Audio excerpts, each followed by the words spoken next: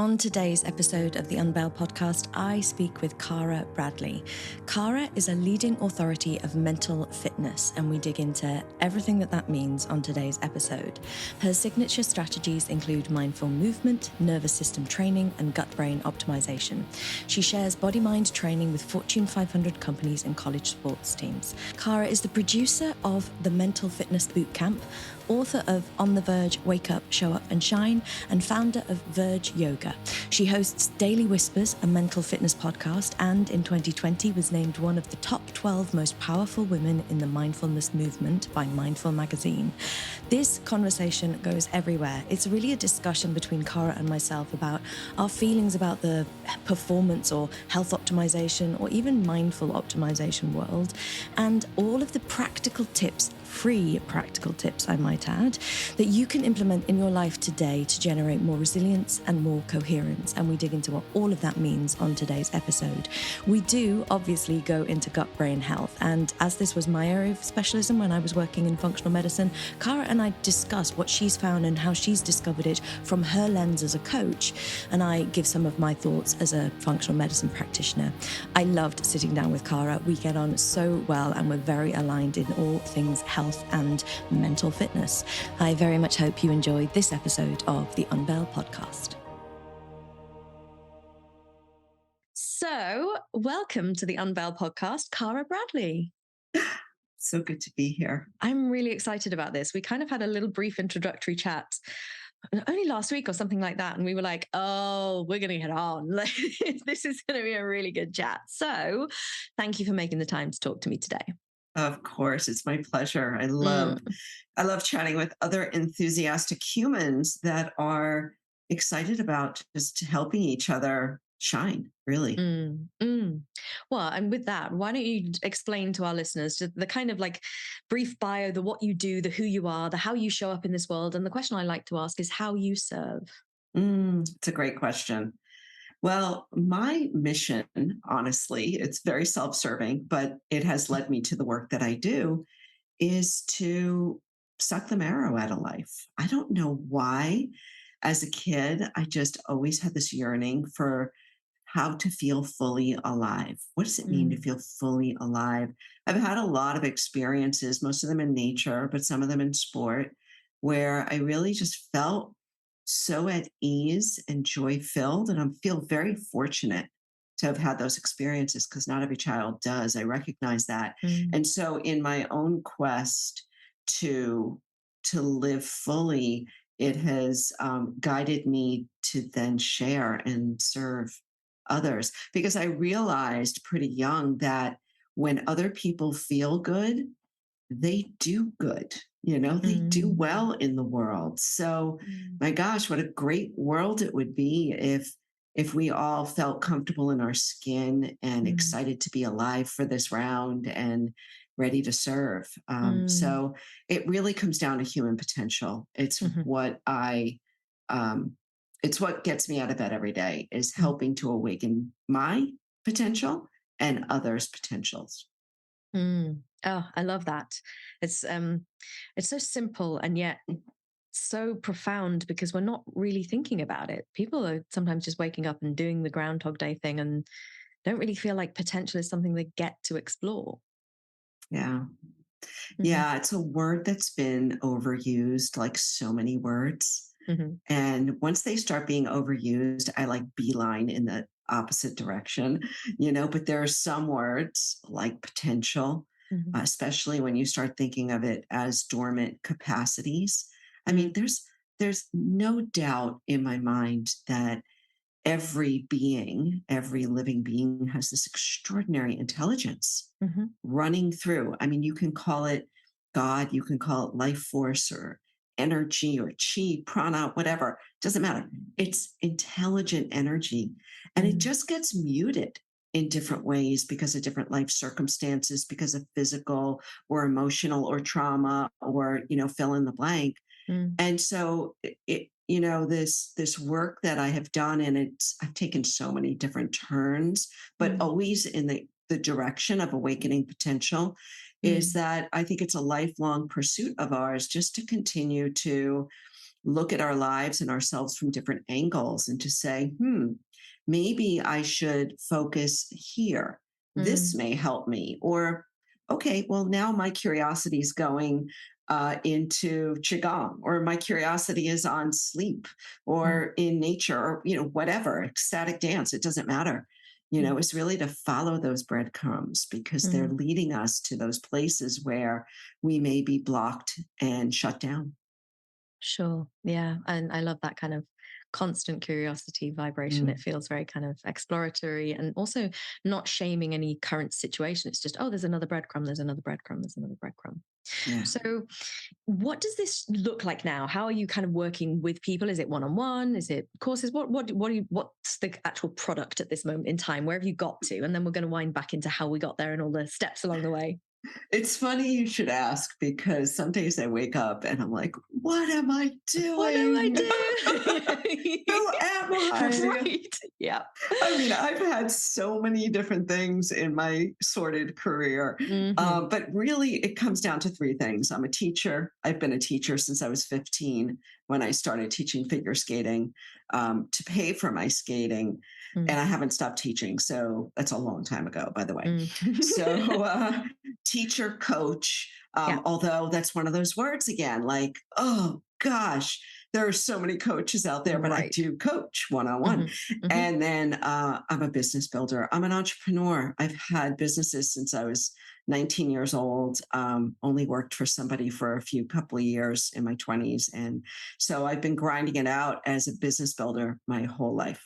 And you're right about the word coach. And I think there's so many people can call themselves a coach. I don't know whether there are actually genuinely so many coaches out there. I think there's a difference in terms of the label that we give ourselves versus what we're actually capable of doing. And just knowing a little bit about your history myself, it's like the kind of the coaches that I think are the most impactful and profound are the people who done it for themselves and worked out stuff for themselves along the way, and then they're sharing their wisdom. And I have a coach who's very much like, you only need to be one step ahead of the people that you're supporting. You don't need to pretend like you're all the way at the end, but it's those one step ahead that you just keep moving forwards. But I'm fascinated. So figure skating is where we began. Talk to me about the kind of origin story of your teaching, but also the figure skating, the more athletic pursuits. Where did all of that start? Yeah, so I was a competitive figure skater, but I was mediocre. So you never heard of me. Don't worry.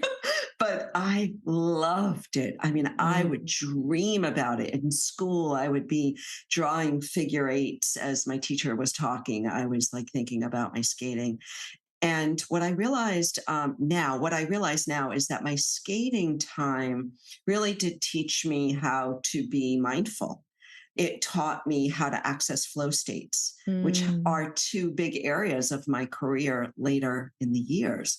But I learned at a young age, and I think kids are just naturally attuned to this, is, the difference between being present or just kind of in my body playing and when I was doubting myself or in my head. And so I learned that as a young child, or it's like a probably 10, 11, 12-year-old, when I was practicing figures. And figures are when you draw a figure eight, literally a figure eight on one foot, on an edge on your blade, and you were tested to do it. Is that why it's called figure skating? Yeah.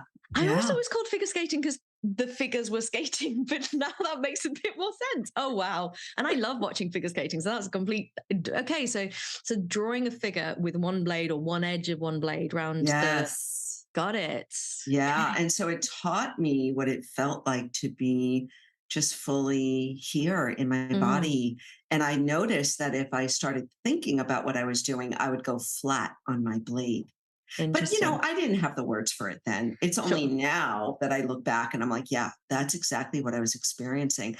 So then when I went on to teach figure skating, because I needed to pay for my skating, so I turned pro and I started teaching adults. And I noticed, and this again is in the mind of a 15-year-old, when adults would come on the ice to skate, their shoulders would be up by their ears, their faces were all scrunched. They looked old and they didn't look like they were having a lot of fun. But by the end of the lesson, when we just started to glide and move, and they completely transformed in front of my eyes. They became childlike again. And Mm. so I realized that I had a little bit of something to do with that. I Mm. was able to facilitate this shift in state from being kind of in a tense fight or flight to feeling fully alive, to gliding. Mm. And I got addicted, if I will, can say Mm. that, Mm. to facilitating that kind of transformation in people through Mm. movement. So it took me Yeah. into teaching yoga, which offered me the same experience as, after a yoga class, people, they looked like they had a Sure. facelift and they de-aged 2 decades. Right. And I just want to like kind of focus on what's a couple of things you said, because I've worked with pro athletes, but not actually figure skaters. And there's a difference in certain disciplines. So I've worked with like a pro swimmer where it's a brute force. You have to force your body through the water. There isn't necessarily a flow state, except maybe in the breath for swimming.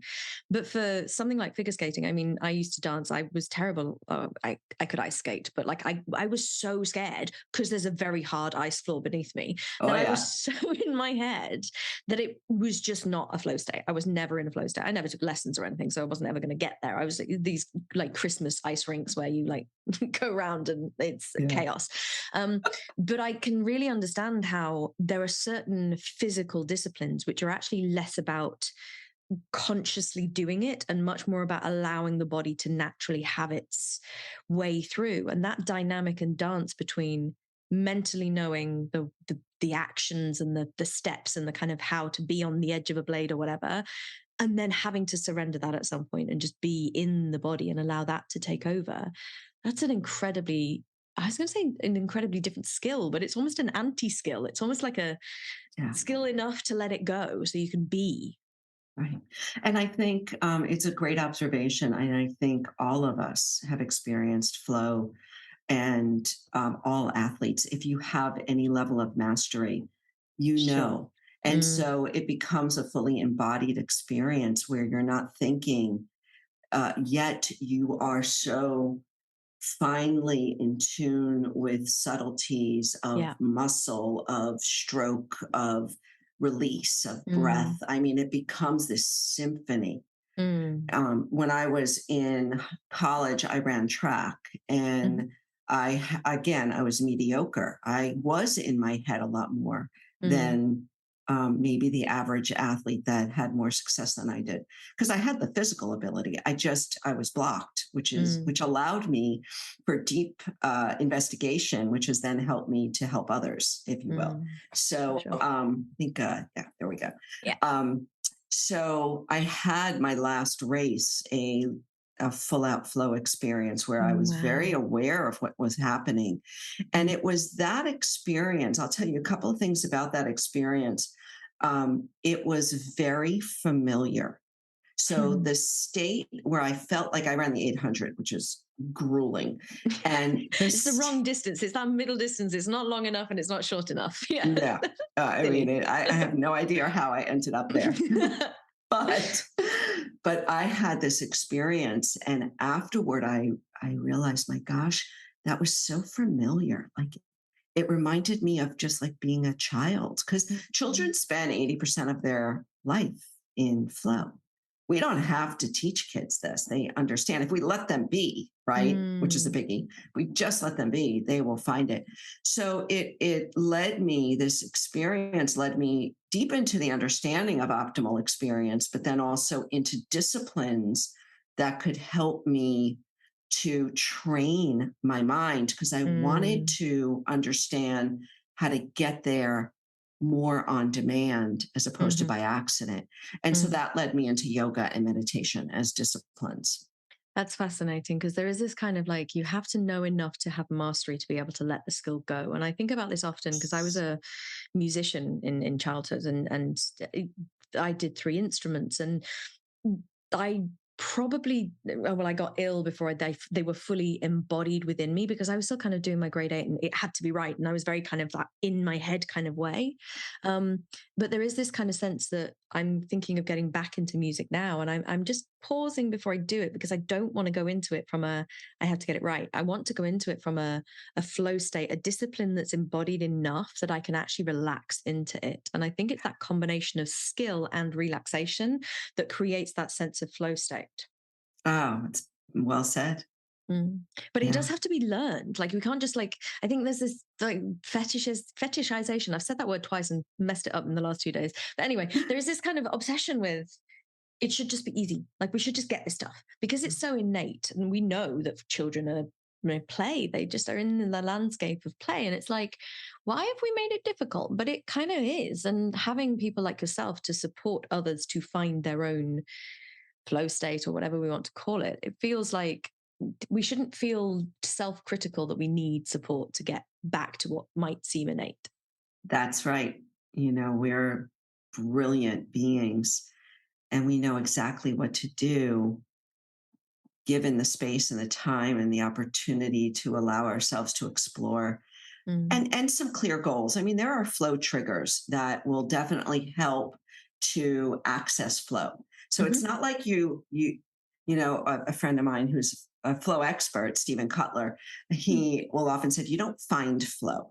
It's like more of an access. You actually let go, just like you were saying, you let go into the ease of being in this natural state of aliveness, of curiosity, of surrender, of exploration, of play. I mean, this is where we can dance with whatever it is we're doing.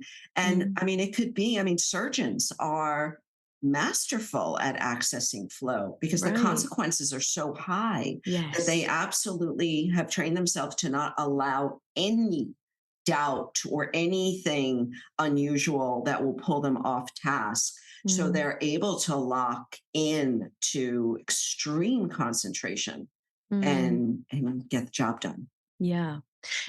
Is consequence an aspect of all flow states, would you say, or is it just part of some of them?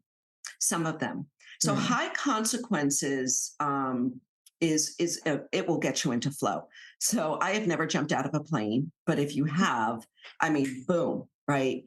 That will get you into flow. Climbing, free climbing, like Alex Honnold. Oh boy.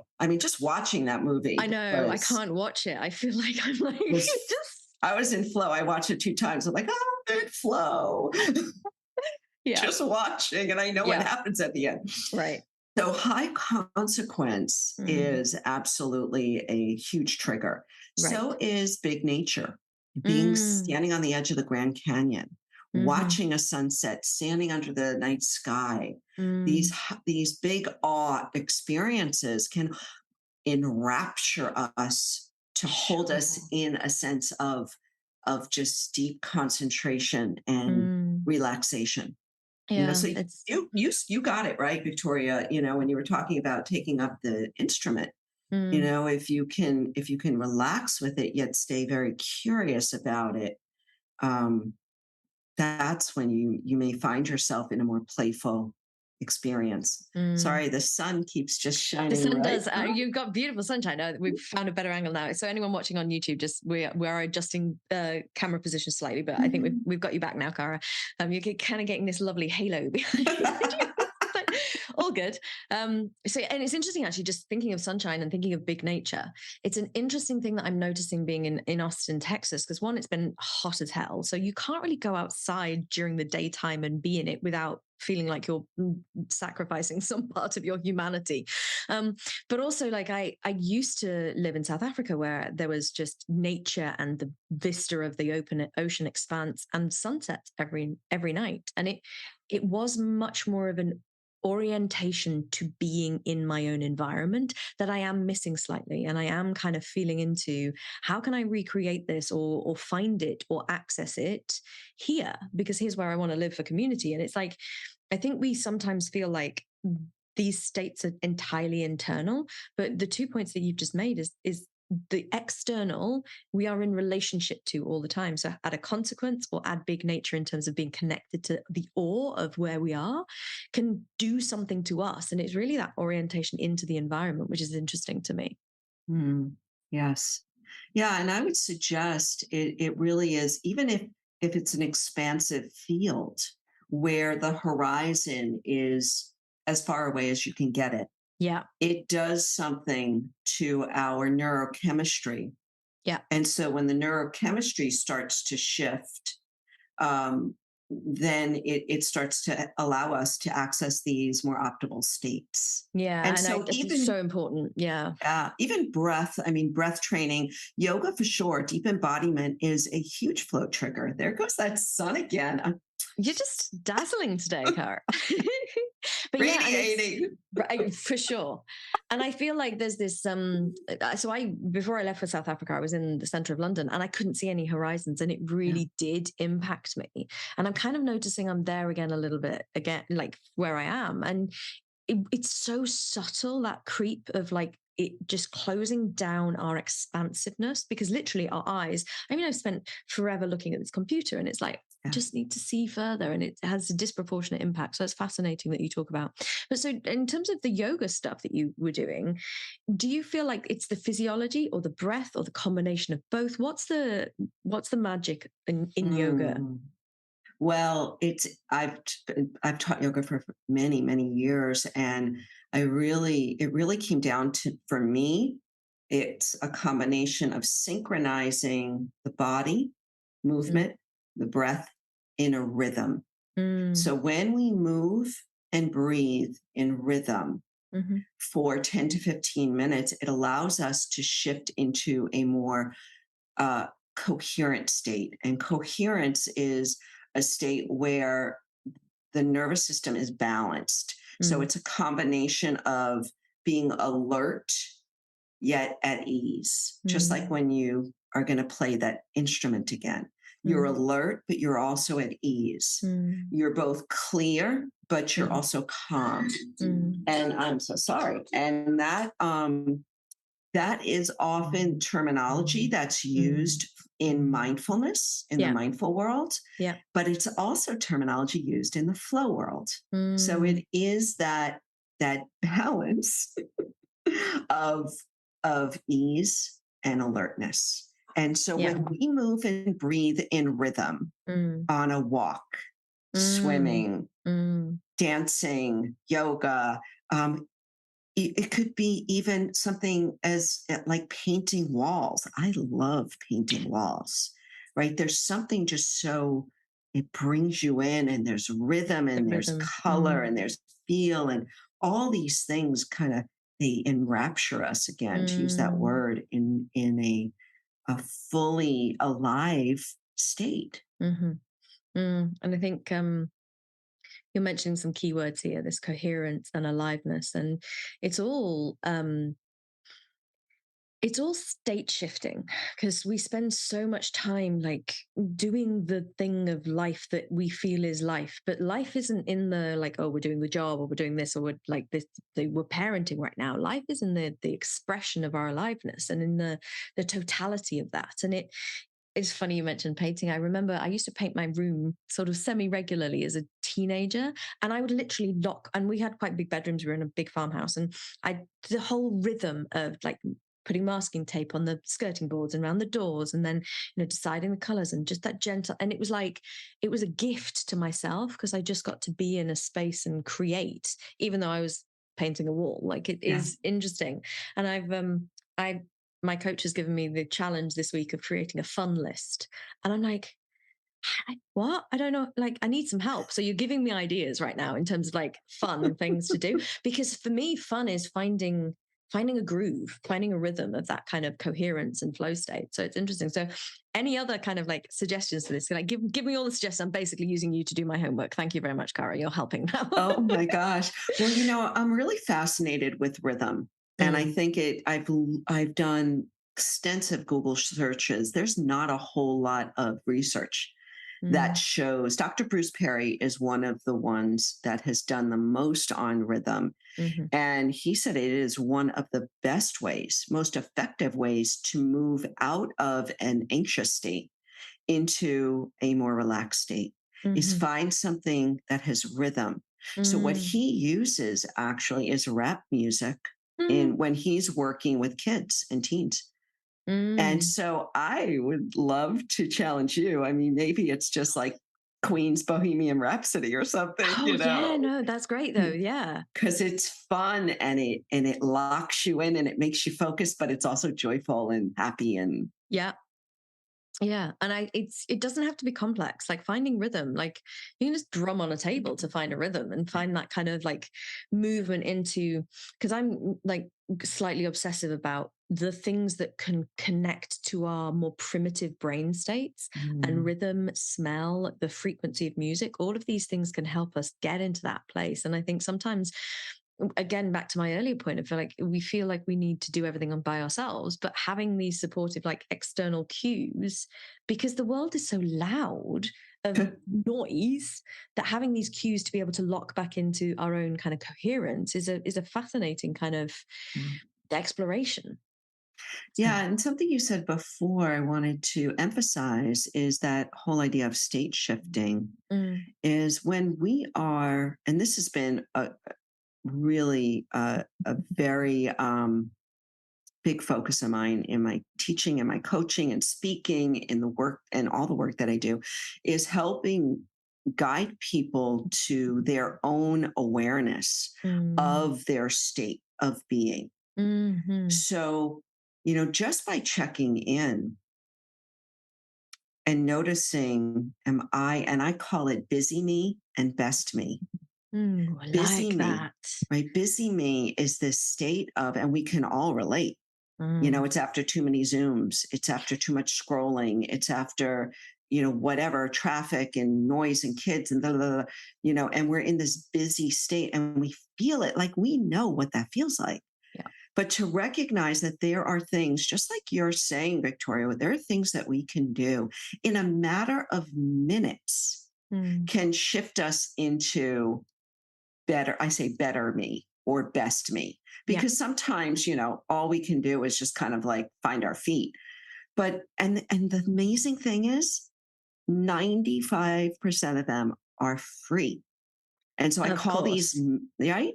They're Yeah. and they're primitive. I call them mini wins. Yeah. Mini win practices can shift us from busy me to best me, and Mm, their movement, breath, mhm. rhythm, nature, and nature could be like, go water your plants for 5 minutes. I Yeah. mean, right? Yeah. You know, um, Silence, stillness. Sometimes they're Mm, not appropriate, sometimes they are. mhm. So, like you, I mean, I just love to keep things so simple and Mm, put the power back in people's hands to say, you mm, know what, your physiology, your body is meant to be balanced. It will mm, know how to find it in mm, very natural ways. mm. And do you find that your clients struggle with the first awareness piece? Do they struggle to get in touch with, am I in busy me or best of me or best me at this moment in time? Do you find that's a struggle? Yeah, and I think it is simply because we've lost trust in ourselves. Mm, It's really just trusting that you mm, already know. mm. You don't need the 8-week mindfulness course.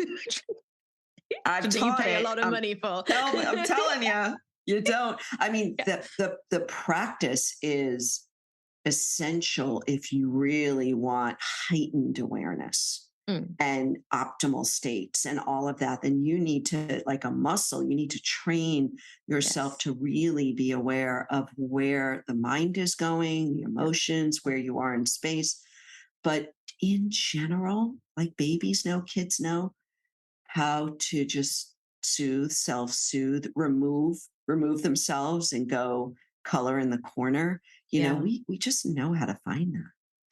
Yeah, and it's interesting because some of the resources that people can use coming from the chronic illness world, some of them aren't accessible to certain people, but everyone has their own resources. And as a practitioner, I spend some time getting to understand my clients' resources as we move through so that I can sometimes redirect clients back to their resources if they've forgotten how to find them, or forgotten sometimes that we need to build a life structure where these are routine rather than emergency protocols. We must have the thing, because at that point you're kind of coming down from a massive high rather than it being part of an established pattern in your flow. Right.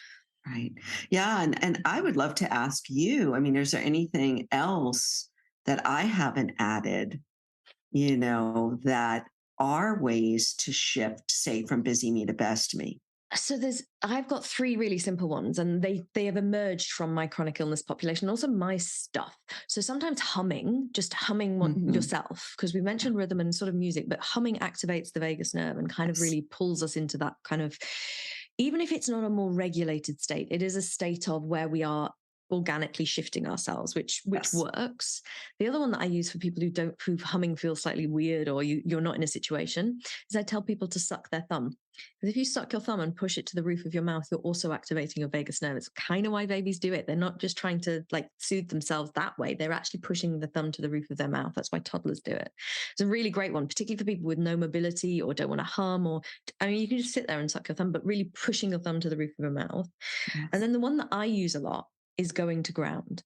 And I found this when I got really triggered in a training we were doing somatic experiencing stuff. And I was like, and she said, what do you need? And I was like, I need to be on the floor.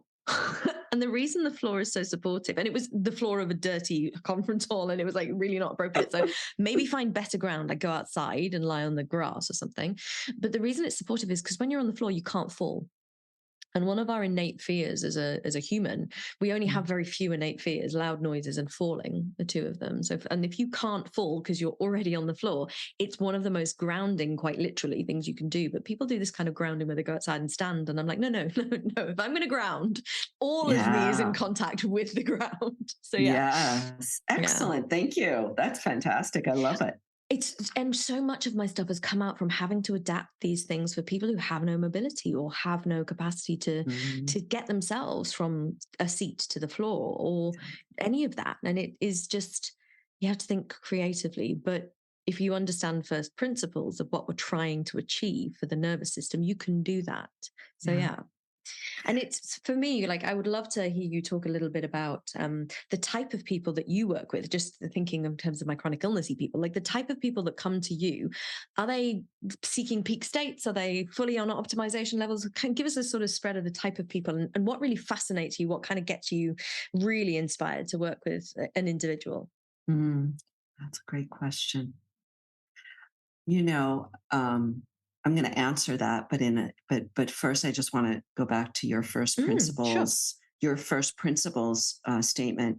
And, it really comes down to the simplest, most obvious, hidden in plain sight. Yeah. And so when we start there, it's any population, it's any human being, really. It's not like, it's like, I always say to people, please don't overlook the simple. Because we tend to step over the simple in search of the shiny object that someone's trying to sell us. For sure. Right. And it's those simple things that are right here in this room that you're sitting in or listening, from, or wherever you are. This most simple practices and just natural actions to shift ourselves into a more of a coherent state moment to moment is available to us. Yeah. So, and I say that before answering your question because, I've worked with a lot of high performers, athletes, CEOs, I've talked to the big corporations and I've done all that. And I've also worked extensively with my yoga population, which was predominantly women in my yoga studio, 30 to 65, just wanting to feel better in their skin. Not necessarily always about the weight, but the just weight or anything, just feeling, feel like they were authentic and powerful. So there's both of those populations and youth. I've worked with a lot of youth.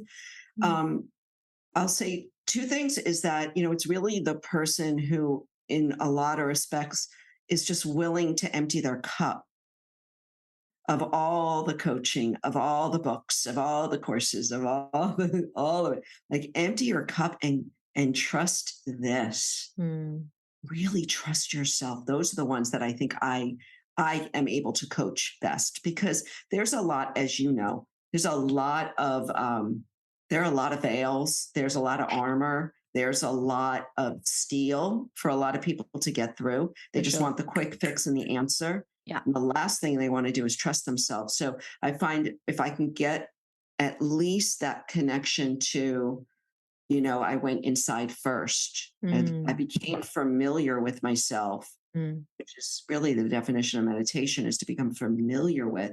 Those are the people that I tend to do best with.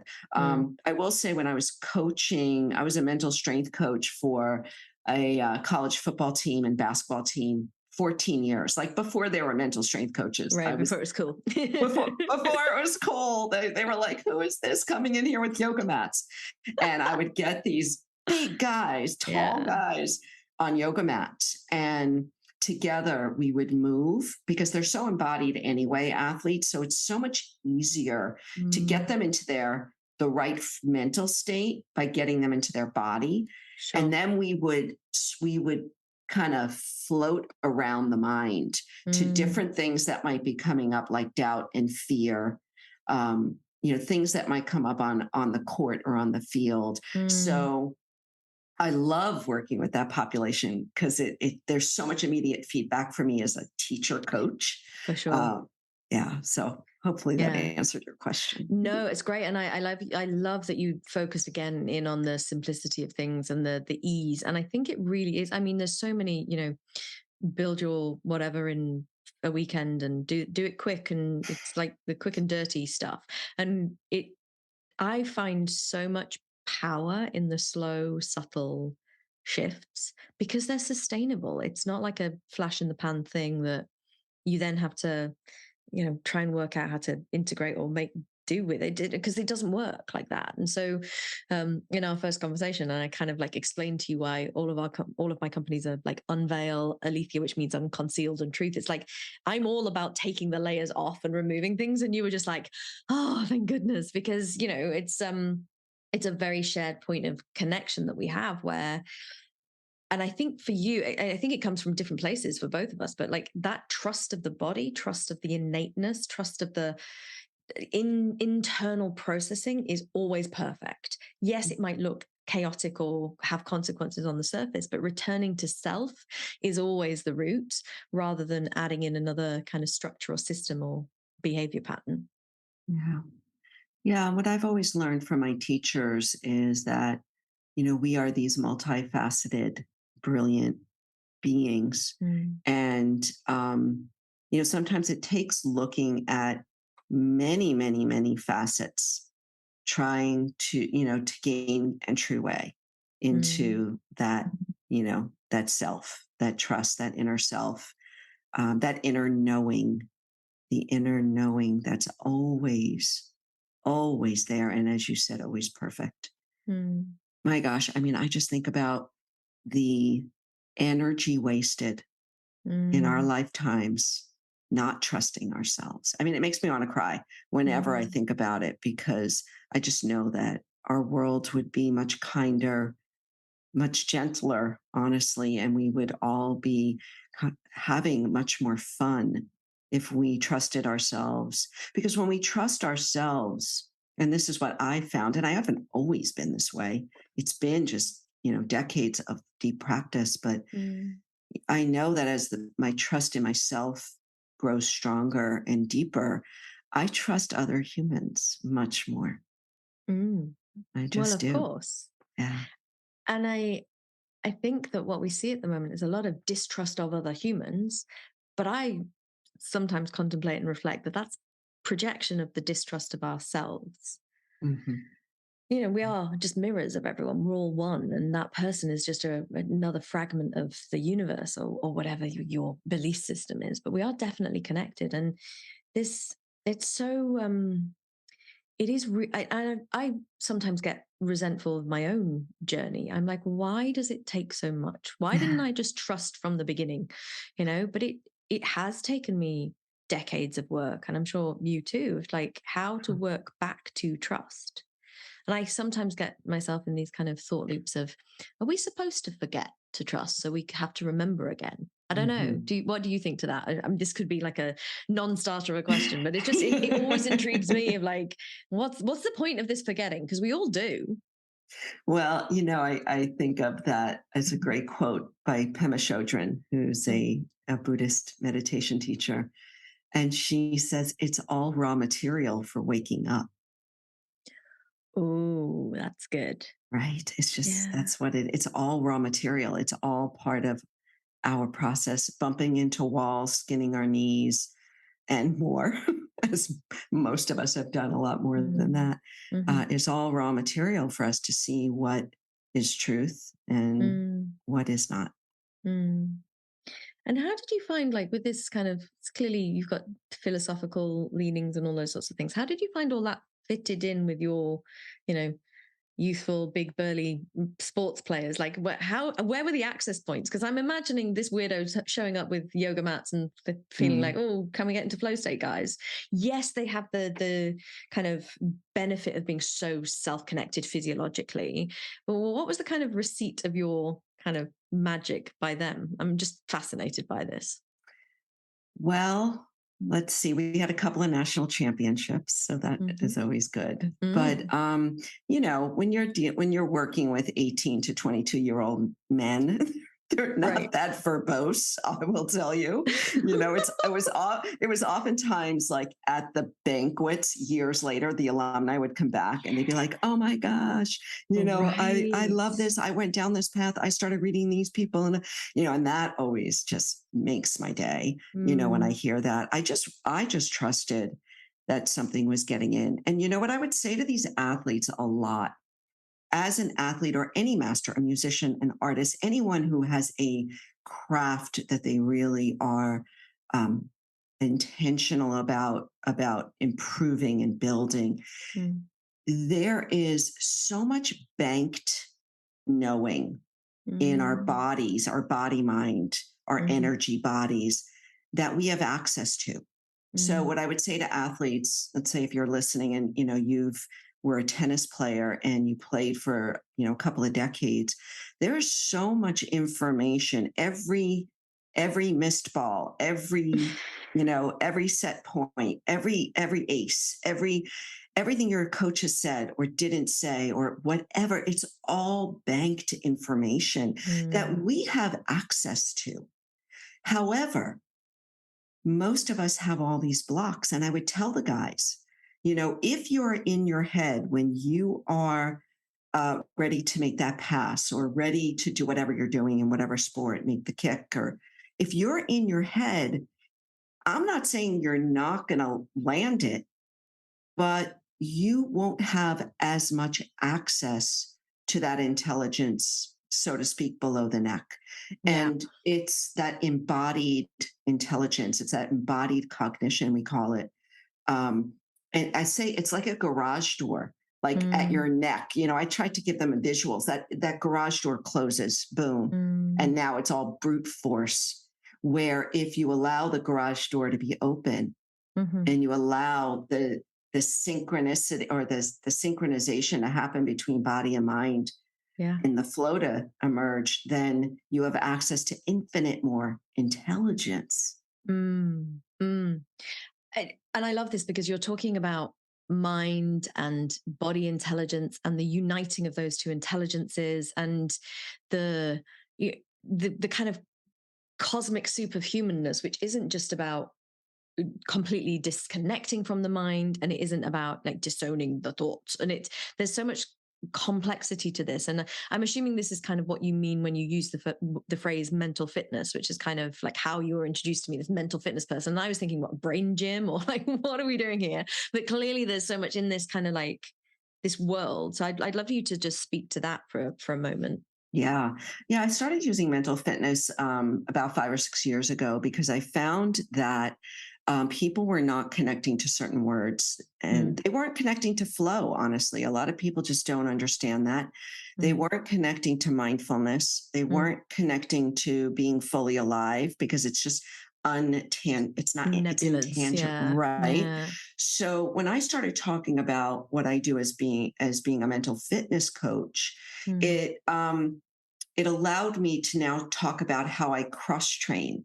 So we know now, I'm old enough to remember when the whole fitness craze started and Right. people, all they do is run, now we know you can't just run. You can't just run.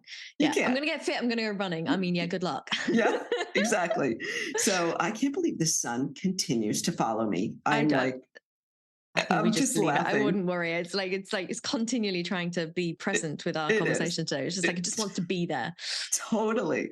So now most people know in order to get physically fit, I need to cross train. Mhm. Cardio, strength train, recovery, stretch, we need to do all of this.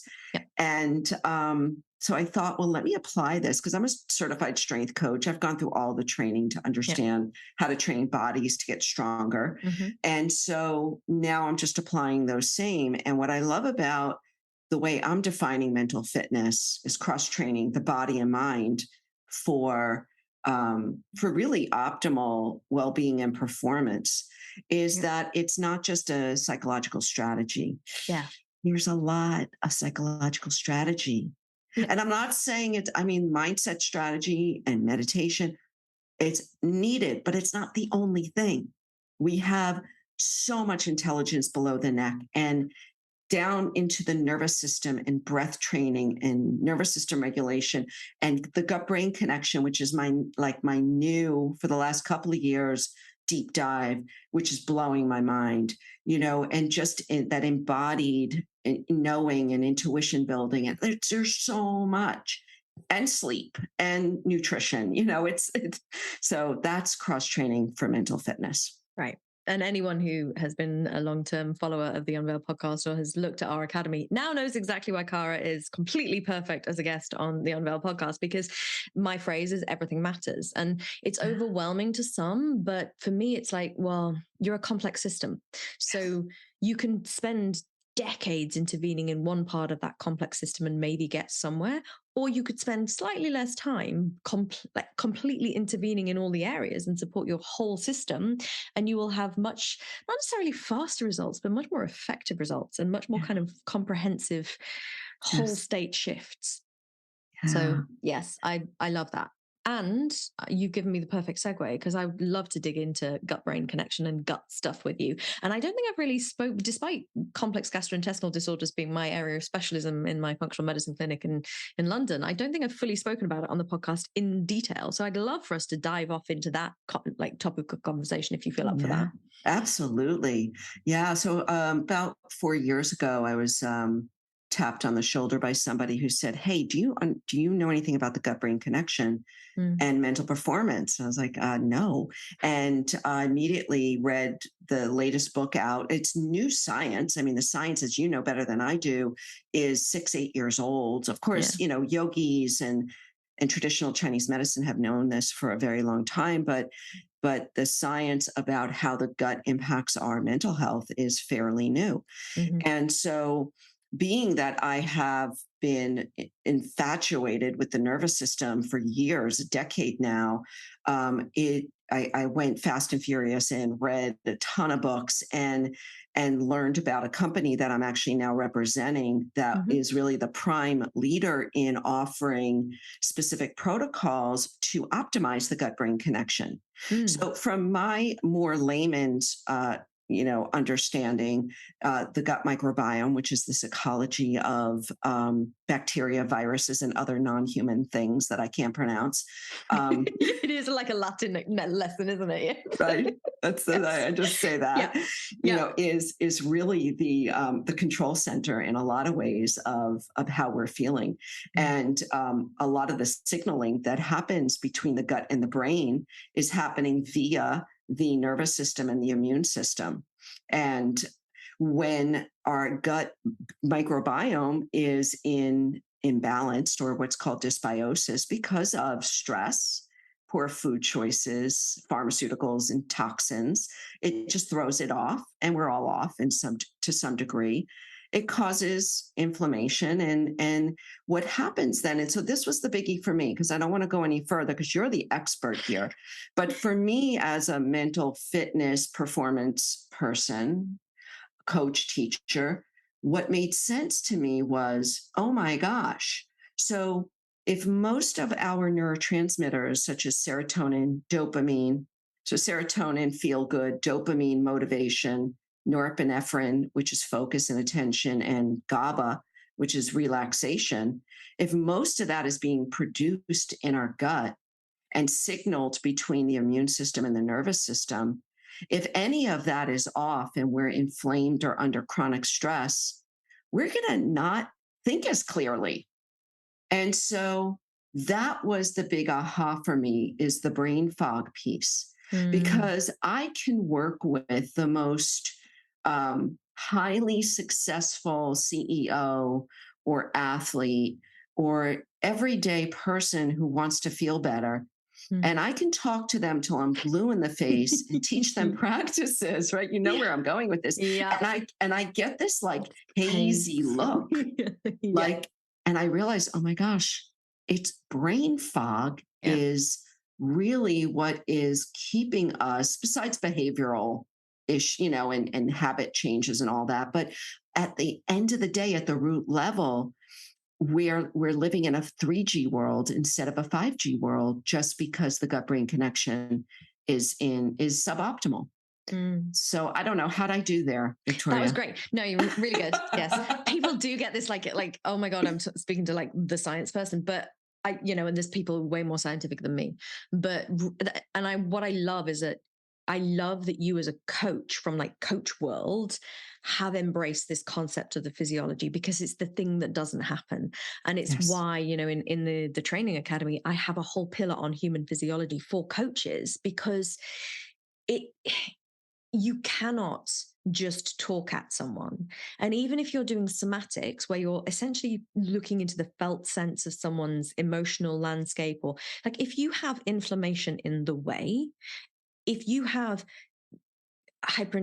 like leaky gut, let's just put it into layman's terms. If you have leaky gut, and if you have like the translocation of things across barriers that shouldn't be going places and all those sorts of things, you physiologically are going to feel stressed, because you should. And this is the thing that I really like to drive home to my clients. It's like, it is a no-brainer that you feel stressed, because yes, maybe stress is the causative factor, but we're all the way down here with a consequence now of dysbiosis, intestinal permeability, all of those kinds of things, which are then creating that catch-22 situation. So this is stressed. So you can't de-stress, because even if you do all the inner work, all the mindfulness, all the meditation, all the everything, right, you're still getting signals that you are under threat from your own innate physiology. And so intervening in more ways than one is how I love to talk about this. So top down from the kind of inner work and personal development mindset, and bottom up from the physiology, resolving the dysbiosis, supporting the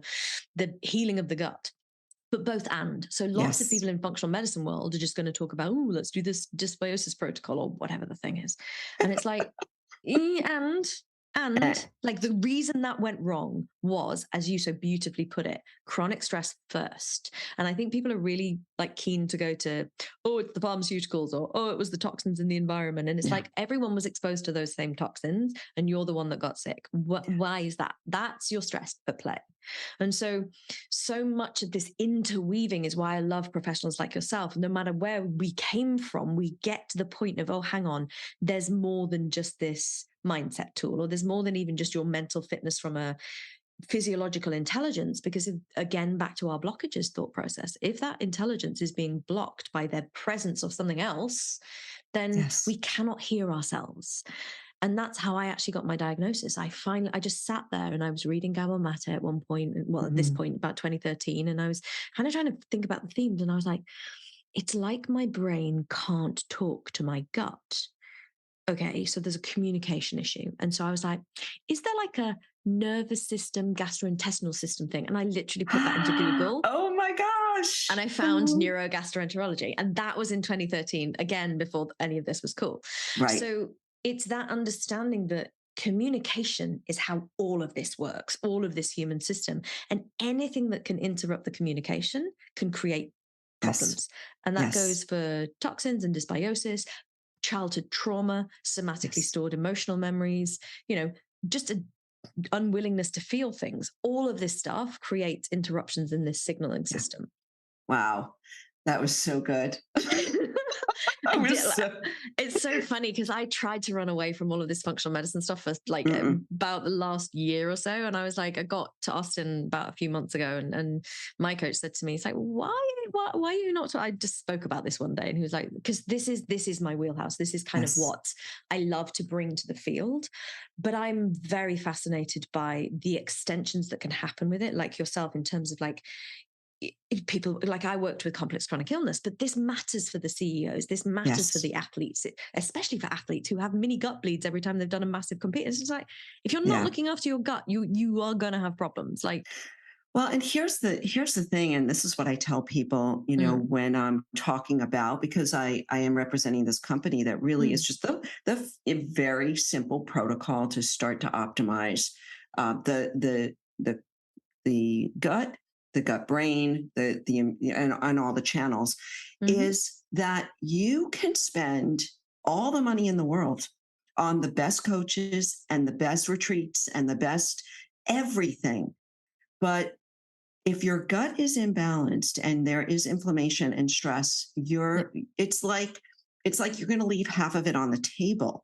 So why not step one, just do some very simple things, and a lot of it's free, you know, that can at least move the needle on the gut brain axis so that it will help amplify all this money that you're spending. And then I also tell coaches, a lot of coaches, listen, I talk to a lot of burnout coaches, are you incorporating gut brain health into your business model, into your offerings for your clients? And they'll be like, no. I mean, I'm good. Thank you. I'm like, yeah, but you would be so much more impactful and so much better as a coach, because your clients could actually hear you if their systems were clear. They're actually in the room if their systems are clear. And people say to me, like, why do you do all the things you do? And it's like, well, because it all matters. Everything matters. You know, some of my fellow coaches say, well, how can you charge what you do for your concierge kind of coaching packages? And it's because I'm a one-stop shop for human health. Full stop, from coaching all the way through to physiology. And that means that it's all relevant. And I say to my coaching friends and the students in the academy, it's like, it's not that you have to be an expert in all of this, but you do have to know the landscape. So you know what you know and what you don't know, so that you know that if you've got this client where all of your like parts work and internal family systems and, you know, inner child exercises is not getting you anywhere, it's not because you're rubbish at the thing that you're great at. It's because there's other things at play. That's right.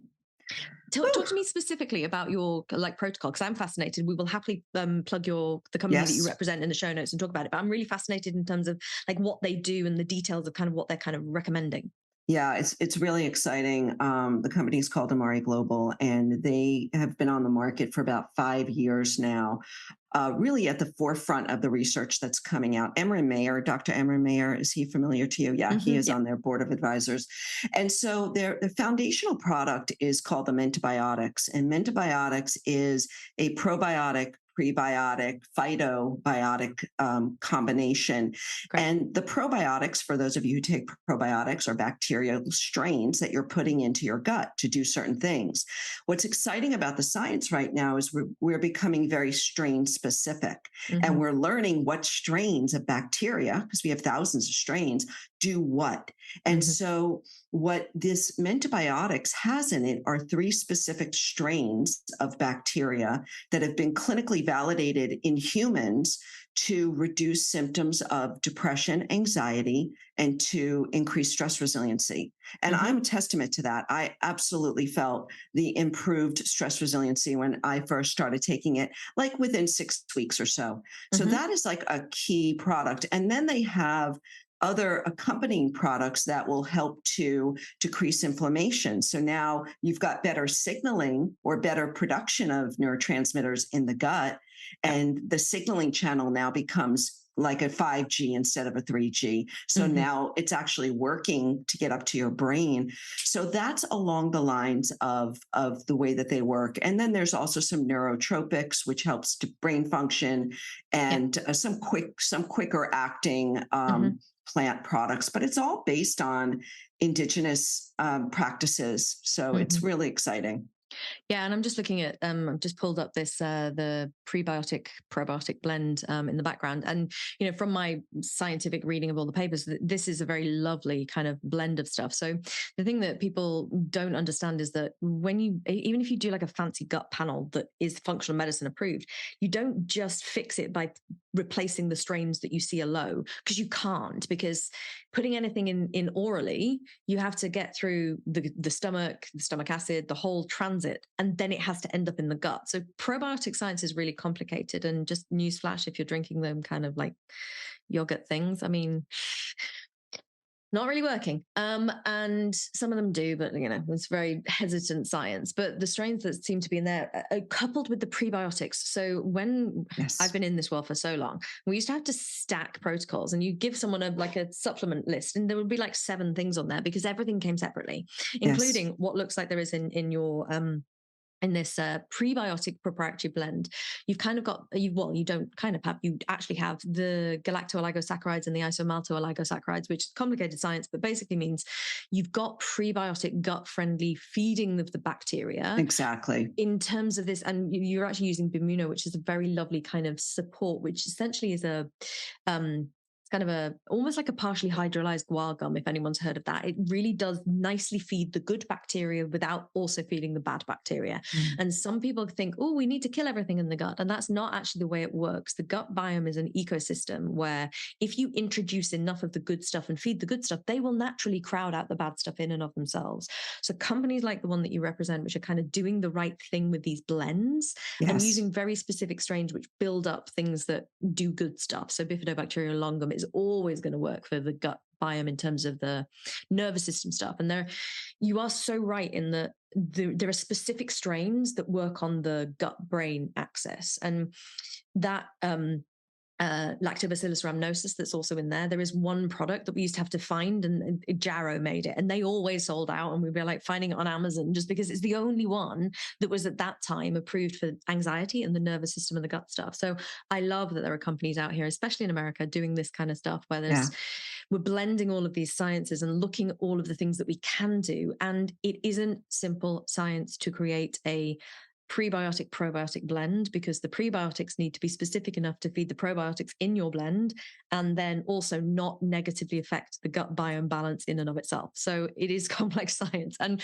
we kind of know what we're doing a little bit more, but not totally. So yeah, we will definitely fantastic plug these people in the show notes, because I love it when this is not your world. Like, I'm trained in functional medicine, but I love it when people have broad thinking enough to go, do you know what? Let's find the thing that can help.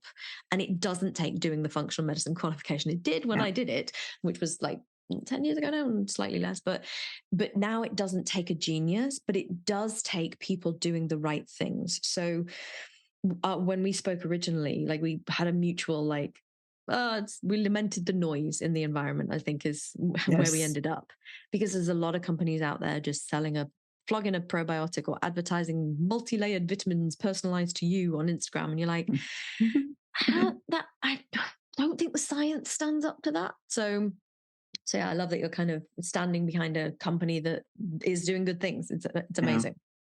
Well, and I will say one other thing is that, I've had a lot of pushback from functional medicine practitioners to say it has to be personalized. And, my feeling is that not very few, a very small percentage of our population is going to be able to afford personalized medicine like that.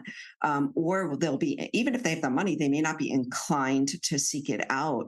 So why not help people feel better first? Feel better in something it's not going to harm them. So why not help people at least move the needle from feeling like they're languishing to feeling like they're slightly flourishing, so that they now go for the walk, they sleep better, they're craving better food. Like, isn't that a good thing? Like, so can we just work together here? Oh my goodness, you're speaking my language. I am so collaborative in everything I do. And also I got really into the space of feeling very guilty for taking people's money when they actually didn't need high level functional medicine. They needed a bit of general support. So I was very involved in a company called Health Path, which were trying to do this, giving people tests, but also just for the price of the test, giving them a generalized recommendation as well. And it is perfectly doable. I think functional medicine practitioners, particularly functional medicine doctors, because essentially to become a functional medicine doctor in the US, you have to train as a medical doctor and then convert. And the problem with that is that your come from is medical, and it's medical is really important and it has to be done correctly, and it has to, and then you go into this functional medicine world where it's like, oh, and it all needs to be personalized, because one of the 4 P's of medicine, I think, is personalized. It's like, yes, and like I'm in the process of currently being in discussions with people to standardize protocols, basically because there aren't enough people to serve the people who need the help. So if we can create one standardized protocol, even for treating specific conditions, then you have such a much broader appeal. And then the functional medicine specialists become the if this doesn't work people, rather than everyone has to shell out tons of cash to get straight to the like functional medicine practitioner. Because it's not, because we spend so much time with our clients, it is not cheap to see us. And I've always flipped this on its head and been like, I will treat you without testing if you can't afford the testing as well, because I can guess enough to know what I'm doing. Wow. Always been my approach. And I find it very fascinating how most functional medicine clinics, the onboarding fee is ginormous because it includes a ton of tests. Yes. And I just don't think it's necessary. Oh, wow. I'm so glad there are people out there like you. Well, and hopefully with the academy, I want to build a functional medicine training thing as well. So there will be more people out there like me who will train correctly and understanding. Look, we're in systems biology. I just looked at that website. It's $70 for a pot of something. It is absolutely worth trying a $70 pot of something to see if it makes you feel better than spending to have an initial consultation with me is $550. Like, spend $70 first, please. And it's all information as well. So if you do react to a supplement like that, which is prebiotics and probiotics, you probably need a bit more of a functional workup and a bit of a look of like what's actually happening. But if you don't, the net benefit is like, it's only good stuff that can happen. So yeah, nice. I'm very much on your page with the whole kind of like, and it shouldn't be so proprietary. Like my problem with the industry is the people who have no idea what they're talking about and haven't looked at the research being approached by a brand that isn't very good quality and then are flogging that because they have a platform. That I have a problem with. For anyone like yourself who's like so aware of what you're doing and have sought out or approached by or whatever, a company who are doing the right thing, I'd rather there were people out there like you shouting about it and saying, gut health, people, can we shout it any louder from the rooftops, than the coaches who just don't want to pay any attention. And I have no idea why that would be in their headscape. It just doesn't make any sense to me. I'm in a service profession. Surely I should want to help my clients. That's just my opinion. Yeah. So after a back and forth around gut biomes and things like that, have you found it making a massive difference with your patient population, just adding in kind of, I say patient clients or whatever, adding in the stuff, gut stuff? Absolutely. Which is why I've been so committed to sharing it and sharing it with coaches to potentially add it as an offering in their world. Yeah. It's amazing. Kids are incredibly adaptable and plastic. And just even, a few weeks and there's change. And we have so many kids that are anxious and nervous energy and can't focus, that sometimes it's a matter of just a small shift that can do the trick for them and even get them off their pharma, which is happening in a lot of cases. So yes, I'm working with athletes, performance athletes. We're doing a big push through the soccer world to help filter it down into youth sports so that our kids can at least have a chance of feeling better without going through a ton of testing. So, I'm using whatever my skills and my network is to continue to share and having fun while I'm doing it. It's just so phenomenal because the alternative for some of these kids is being shoved on psychopharmaceuticals at a very young age. Yes. Yeah. So if this is interesting to anyone, people will have already heard me interview Cole Birschbach from Total Potential.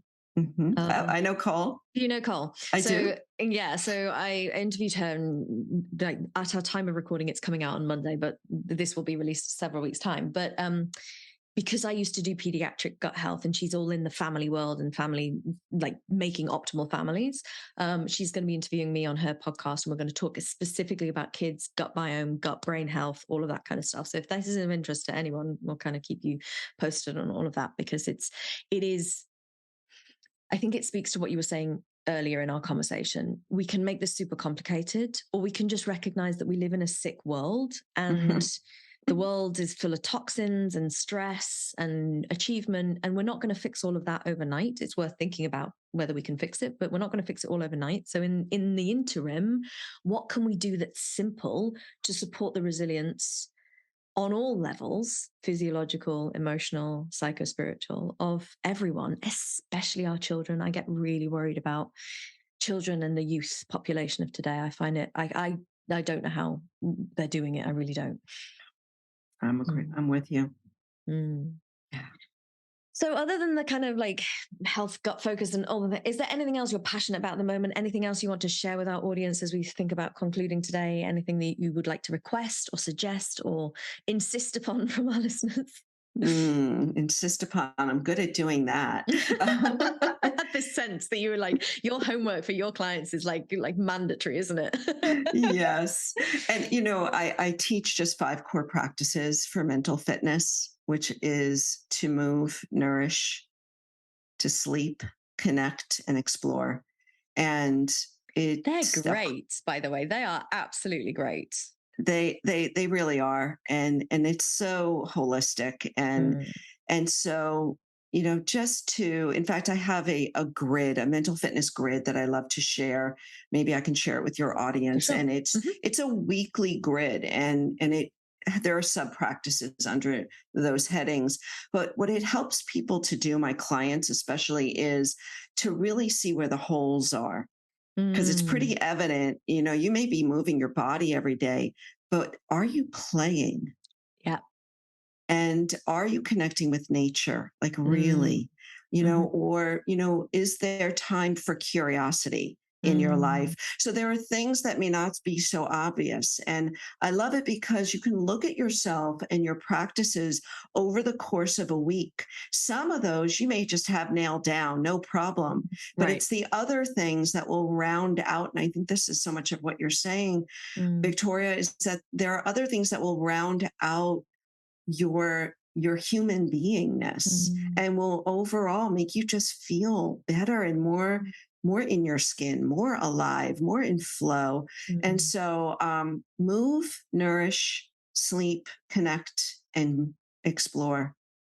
Not every day, not everything every day, right? You just like be kind. I do love this. And I love that you're talking about rounding out, because there's this silly phrase in coaching, which I don't agree with, which is how you do one thing is how you do everything. And I get where it comes from, but I think it negates the fact that often we are, by default, by habit, because we think we should, covering quite a lot of our bases. And it's what is uncoupled from our reality. What are we not doing? Which channel are we not tuning into of those 5? That is the missing thing. And it would help us if we focused on rounding out. And clearly, given my homework this week, explore is not something I'm doing enough of. So I have my own homework, which I'm like, need to look at your grid, I think, and work out where am I not exploring? Where am I not being curious? And set myself my own kind of like challenges to rounding out my own experience. Yeah. Yeah. And I would just finish by saying what breaks my heart, because I often ask that question to people, what breaks your heart? It's like what makes you want to cry? And what breaks my heart, as we started with, is untapped human potential. And we have so much intelligence and creativity to share. Every single one of us has something to share in this world, and we're needed. Every single one of us is needed in some capacity. And there's this wonderful quote by Martha Graham, and she says something like, there is this vitality, a quickening, a life force that streams through everyone. And if you don't share that, it will be lost forever, and the world will lose. And I don't want to lose, so I want to encourage everyone to allow their full expression, their creative genius to come through full blast. Like, let's all just full blast it out there, because that way we amplify each other and we lift each other and we encourage each other to shine. Mm. Oh, perfect. Thank you so much for spending time with me and sharing yourself with our audience, Cara. I have loved this. All of the links to where you can find Cara, work with Cara, read Cara's book, which we didn't even talk about, find all the things, will be in the show notes. And go give Cara a follow, stalk her on the interwebs, and ensure that you share with her how much you enjoyed this episode. Thank you.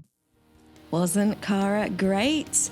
I hope that you loved this episode as much as I enjoyed recording it. Please check out the show notes for all of the links that Cara mentioned with regards to her gut-brain optimization protocol, her podcast, her book, and all the news that you need about Cara herself and the work that she does. I've also included links to her social media in the show notes, so please go give her a follow and let her know that you heard her on the Unveil podcast. And as ever, if you found value in today's episode, please like, share, subscribe, and send to your friends.